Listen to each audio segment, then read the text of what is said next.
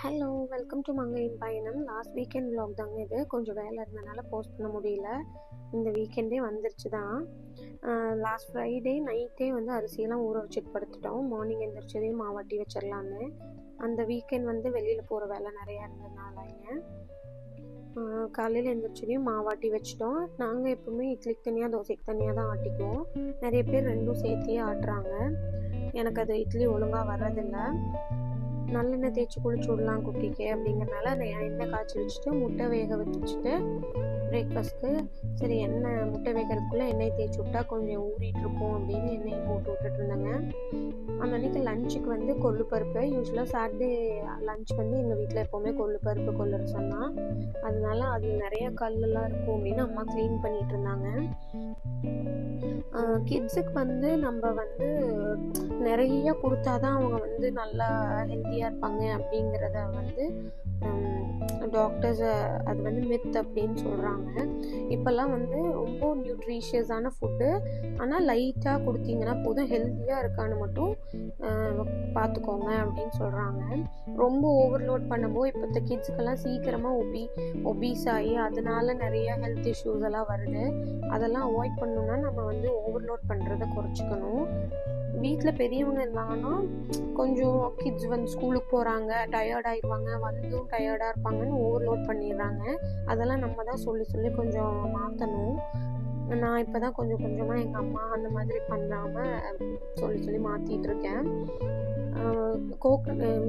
Carrot வந்து great பண்ணி கொடுத்தா ஈஸியாக இருக்கும்னு பார்த்தா அவனுக்கு அது பிடிக்கல, இப்படி தான் வேணும் அப்படிங்கிறான். அதனால சால்ட் அண்ட் பெப்பர் போட்டு இப்படி எக்கும் கேரட்டும் கொடுத்துருவோம், பால் கொடுத்துருவோம்.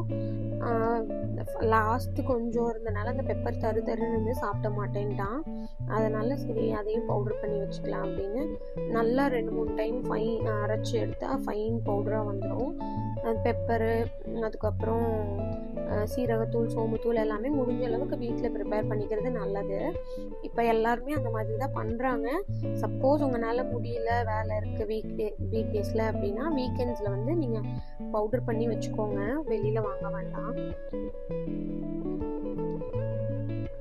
நாங்கள் வந்து கொள்ளு பருப்புக்கு கொஞ்சமாக விளக்கெண்ணெய் விட்டு பச்சை மிளகா, வரமிளகா, வர கொத்தமல்லி, சின்ன வெங்காயம், கருவேப்பிலை எல்லாம் போட்டு தான் வேக வைப்போம். அதுதான் அதையும் குக்கரில் போட்டு வச்சுட்டு சரி பிரேக்ஃபாஸ்ட் சாப்பிட வைக்கலாம் அப்படின்னு சாப்பிட வச்சுட்டு இருந்தாங்க. டிவி பார்த்துட்டே சாப்பிட்டாங்கன்னா என்ன சாப்பிட்றாங்கன்னு தெரியாது அப்படின்னு சொல்லுவாங்க. ஆனால் இது வரைக்கும் அப்படி நடந்ததில்லை எங்களுக்கு. அவனுக்கு தெரியும் என்ன சாப்பிட்றான், எவ்வளோ சாப்பிட்றான், அதெல்லாம் வாட்ச் பண்ணிக்குவான் அவன். அதனால நான் கொஞ்சம் டிவி பார்த்தாலும் விட்டுருவேன்.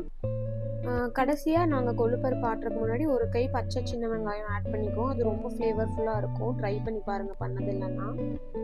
கூட கோவக்காயும் கொஞ்சமாக காலிஃப்ளவரும் போட்டு பொரியல் பண்ணியிருந்தோம். எல்லாம் பண்ணி முடிச்சுட்டு குளிச்சுட்டு வந்தோம்.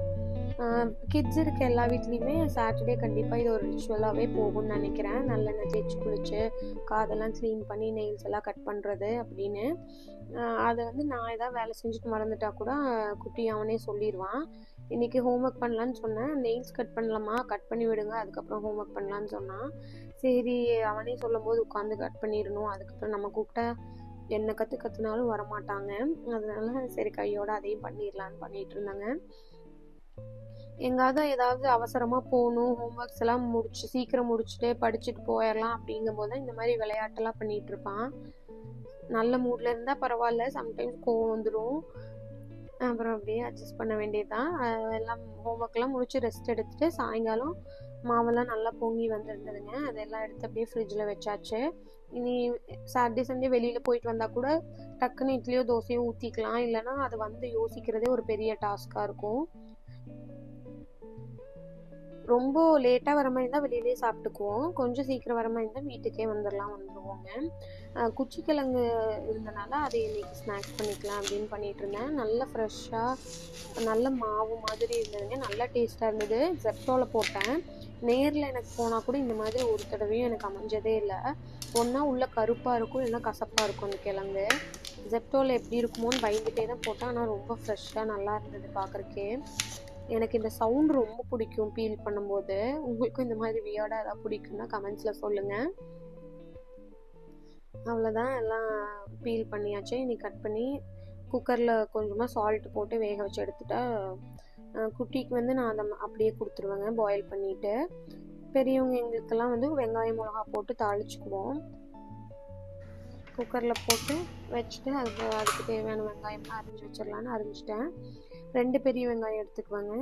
நான் அன்றைக்கி வந்து தேங்காய் எண்ணெயில் தான் செஞ்சேன். நிறைய பேர்த்துக்கு தேங்காய் எண்ணெய் ஒத்துக்காதுன்னு சொல்லுவாங்க. அதனால நீங்கள் அவாய்ட் பண்ணிக்கலாம். நார்மல் எண்ணெயிலே செஞ்சுக்கோங்க. 2 வரமிளகா, கொஞ்சம் கருவேப்பிலை, 2 பெரிய வெங்காயம் சின்ன சின்னதாக கட் பண்ணி வச்சுருந்தேன், அதையும் ஆட் பண்ணிக்கலாம். வெங்காயம் கொஞ்சம் நல்லா வணங்கினா டேஸ்ட்டாக இருக்கும். நல்லா வணக்கிக்கோங்க.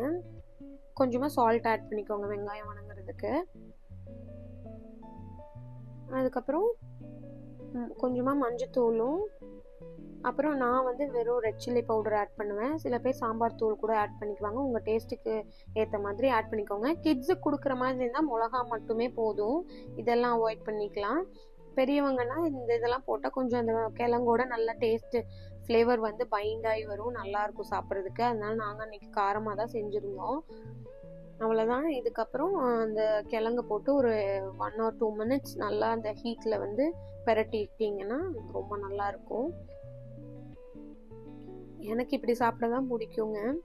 அந்த அன்றைக்கி கிளைமேட்டும் நல்லா இருந்தது. சரி சுட சுட நல்லா மசாலா டீ போட்டுட்டு கூட இந்த கிழங்கும் சாப்பிடலாம் அப்படின்னு போட்டுட்ருந்தேன். நாங்கள் வந்து வீக்கெண்ட் எப்போவுமே வெளியில் போகிற வேலையெல்லாம் சாட்டர்டேவே முடிச்சுட்டு சண்டே ரெஸ்ட் எடுத்துக்குவோம். ஆனால் அந்த வீக்கெண்ட் சண்டே தான் எங்களுக்கு வெளியில் போகிற எல்லா வேலையும் இருந்தது. அதனால் கொஞ்சம் சாட்டர்டே ரிலாக்ஸிங்காக இப்படி மூவி பார்த்துட்டு டைம் ஸ்பெண்ட் பண்ணிகிட்டு இருந்தோம். இந்த மூவி ஸ்டார்டிங்கில் அந்த மங்கீஸோட எக்ஸ்ப்ரெஷன்லாம் ரொம்ப க்யூட்டாக இருந்ததுங்க. போக போக கொஞ்சம் வைலண்ட் ஆயிடுச்சு. அதனால அவனுக்கு பிடிக்கல, ஆஃப் பண்ணிட்டான். நெக்ஸ்ட் டே மார்னிங்கோட கண்டினியூஷன் இது. சண்டே மார்னிங் அந்த அன்றைக்கி ரொம்ப மேரத்தான் மாதிரி தான் இருந்தது. எல்லாமே வெளியில் போகிற வேலை, சாப்பிட்றதுக்கு கூட டைம் இல்லாத மாதிரி இருந்ததுங்க. இந்த பிளான்ட் வந்து குட்டி ஆரஞ்சு சாப்பிட்டு ஒரு நாள் அதை சீட்ஸை போட்டு பார்த்தா செடி வளருதான்னு பார்க்கணுன்னு சொன்னான். அப்படின்னு போட்டோம். அது ரொம்ப நல்லாவே வளர்ந்துருக்கு. ஊருக்கு போகையில் கொண்டு போய் வைக்கணும். அப்புறம் பிரேக்ஃபாஸ்ட் சாப்பிட்டு நாங்கள் 2 பேரும் ஐ டாக்டர் கிட்ட போனோம். அரவிந்த் ஐ ஹாஸ்பிட்டல் தான் போயிருந்தோம்.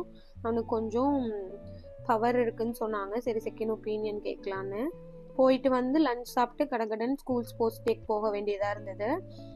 ஸ்டூடெண்ட்ஸ் எல்லாம் ரொம்ப முன்னாடியே கொண்டு வந்து விட சொன்னாங்க. அதனால கொஞ்சம் சீக்கிரமாகவே போயிட்டோங்க.